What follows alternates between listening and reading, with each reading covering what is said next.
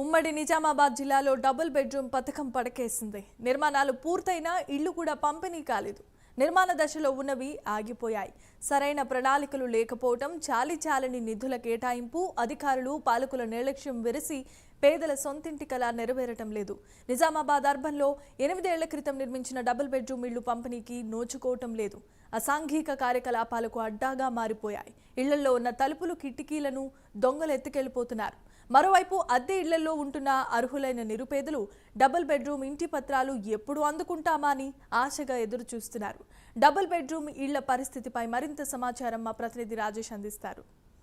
పేదలకు నిర్మించినటువంటి 2 పడక గదుల ఇల్లు అసాంఘిక కార్యకలాపాలకు అడ్డగా మారిందని చెప్పవచ్చు. ముఖ్యంగా ఉమ్మడి నిజామాబాద్ జిల్లా వ్యాప్తంగా 9 నియోజకవర్గాల్లో కొన్ని అసంపూర్తిగా ఉన్నటువంటి డబుల్ బెడ్రూమ్లు ఉన్నాయి. కొన్ని పూర్తిగా నిర్మాణమైనటువంటివి కూడా ఇంతవరకు కూడా పంపిణీ చేయనటువంటి పరిస్థితి. పంపిణీ చేయకపోవడంతో డబుల్ బెడ్రూము ఇండ్లు పూర్తిగా ధ్వంసమైనటువంటి పరిస్థితి. అక్కడ లోపల ఉన్నటువంటి ఫర్నిచర్ ఏదైతే డోర్స్ కావచ్చు, కిటికీలు కావచ్చు, ఈ యొక్క పైప్ లైన్ కూడా పగలగొట్టిన పరిస్థితి. చివరికి కరెంటు వైర్లు కూడా ఎత్తుకుపోయిన పరిస్థితి. ట్రాన్స్ఫార్మర్ కూడా ధ్వంసం చేసిన పరిస్థితి మనకు స్పష్టంగా కనబడుతుంది. మనం ప్రస్తుతం నిజామాబాద్ జిల్లా కేంద్రంలోని నాగరం వద్ద నిర్మించినటువంటి డబుల్ బెడ్రూమ్ ఇండ్ల వద్ద ఉన్నాము. అయితే నిజామాబాద్ మున్సిపాలిటీకి సంబంధించి దాదాపు 2000కు పైగా డబుల్ బెడ్రూమ్ ఇల్లు శాంక్షన్ చేశారు. ప్రస్తుతం అయితే 400 ఇండ్లు అయితే నిర్మాణము చేయబడి ఉన్నవి. అయితే కలెక్టరేట్ వద్ద కొన్ని నిర్మాణంలో ఉండగా ఇటు బాబన్ సాప్ పహాడ్ వద్ద కూడా కొన్ని నిర్మాణంలో ఉన్న పరిస్థితి, అసంపూర్తిగా ఉన్నటువంటి పరిస్థితి మనకు కనబడుతోంది. మనం విజువల్స్లో చూస్తూ ఉన్నాం. ఇక్కడ కిటికీలు కూడా మొత్తం పూర్తిగా కిటికీలు ఏవైతే పెట్టినటువంటి కిటికీలు కూడా మొత్తం పూర్తిగా తీసుకువెళ్ళినటువంటి పరిస్థితి, ధ్వంసమైన పరిస్థితి.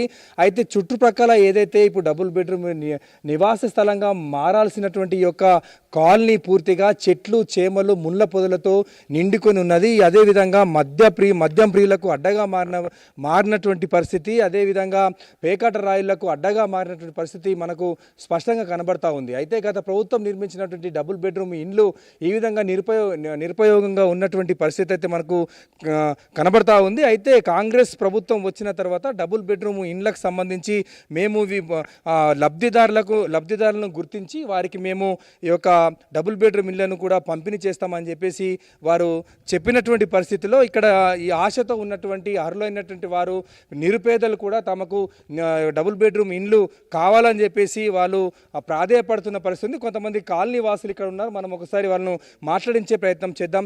మేడం, చెప్పండి, ఎట్లా ఉంది పరిస్థితి ఇక్కడ? ఎన్ని సంవత్సరాలు అవుతుంది ఈ యొక్క డబుల్ బెడ్రూమ్ ఇండ్లు కట్టి?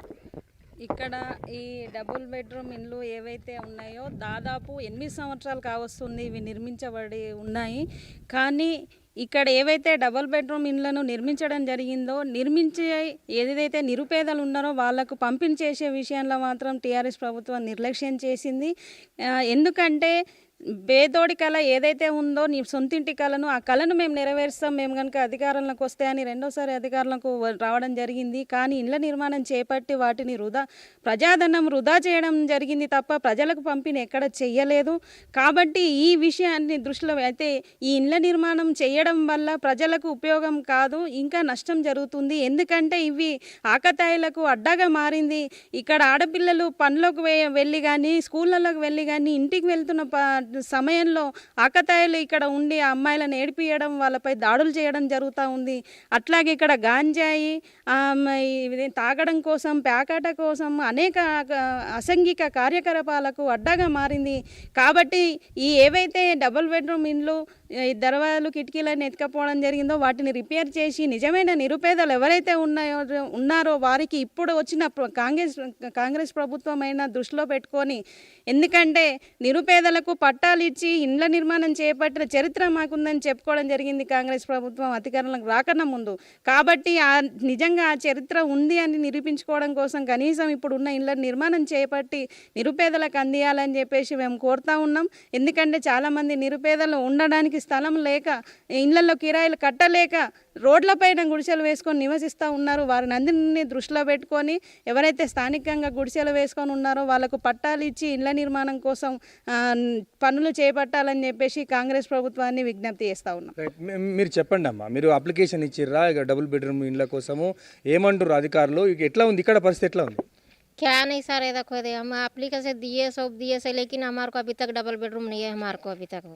बहुत बार दिए, बहुत बार करे, बहुत बार ये करे से, लेकिन नहीं है अपने को वो। और बाद में से क्या बोलने लगे, देते देते बोल रहे हमारे की देने लगे नहीं समझो। इसलिए हमारे को आने जाने के वास्ते में डर हो रहा है। ऐसा आदमी अच्छे नहीं रह रहे समझो, छोटे बच्चे जाना स्कूल को, अपन जाना काम पे बोले तो डर हो रहा है। रात में 8 बजे 9 बजे 10 बजे आए तो डर हो रहा है सर। ऐसा होने लगे देखो अपने को, अपने गरीबों को जरा दिए तो बहुत अच्छा है, शुक्रिया अदा करने लगे। రైట్ అమ్మ చెప్పండి ఎట్లా ఉంది పరిస్థితి? ఇక్కడ చాలా ఇది ఉందండి, రావడానికి పోనీకే పని చేసి రావడానికి భయం ఉంది. మళ్ళీ కిటికీలు అవన్నీ పలగొట్టు పోతాం, పట్టపగలే దొంగతనాలు జరుగుతున్నాయి. మన గరీబ్ వాళ్ళకన్నా మాకు ఇవ్వకుండా గరీబ్ వాళ్ళకన్నా ఇస్తే బాగుపడతారు కదా సార్, అది కూడా జరుగుతలేదు. మరి ఇక్కడ ఎట్లా బతకాలి సార్ మేము చెప్పండి. అప్లికేషన్ పెట్టినాం చేసినాం కూడా ఏం పట్టించుకుంటలేరు. మేము చచ్చిపోయిన శవం పెట్టుకొని కిరాయిలు ఎల్లగొట్టేస్తున్నాం సార్, ఎట్లా బతకాలా మేము అని మాకు గరీబులకు కావాలని కోరుకుంటున్నాం సార్. రైట్, అది ఇక్కడ కాలనీ వాసులు అయితే తమ యొక్క ఆవేదనను అయితే వ్యక్తం చేస్తున్న పరిస్థితి మనకు కనబడుతూ ఉన్నటువంటి పరిస్థితి ఉంది. అయితే ముఖ్యంగా నిరుపేదలైనటువంటి తమకు ఏవైతే నిర్మాణం చేసినటువంటి డబుల్ బెడ్రూమ్ ఇండ్లను లబ్ధి అంటే అర్హత కలిగినటువంటి వారికి ఇవ్వాలని చెప్పేసి వారు కోరుతున్న పరిస్థితి ఉంది. ఏదైతే ధ్వంసమైనటువంటి ఆ రూమ్లు ఉన్నాయో ఆ కిటికీలు కానీ అదేవిధంగా డోర్స్ కానీ ఏదో రిపేర్ చేసి తమకు కాంగ్రెస్ ప్రభుత్వము ఇవ్వాలని చెప్పేసి వారు కోరుతున్న పరిస్థితి ఉంది. Camera person అశోక్తో